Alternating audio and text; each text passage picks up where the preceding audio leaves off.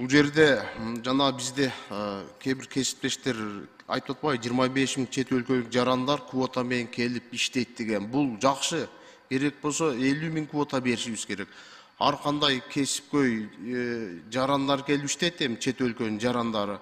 Бул дагы биздин мамлекетибиздин өнүгүп өскөнүнүн бирден бир багыты болуп эсептелет да, экономикабыз көтөрүлүп, андан тышкары эми биздин мигранттар, биздин мекендештер миграцияга барып атпайбы ар кайсы өлкөлөргө, чет өлкөлөргө. Биз муну токтото албайбыз. Себеби өздөрү да кызыктар болуп, чет өлкөнү барып көрүп келип, ошол жактан иштеп, бир кесипти тандап, кайра биздин өзүнүн мекенибизге келип, жакшы ишкер болуп иштеп атпайбы, бул көрүп атпайбызбы?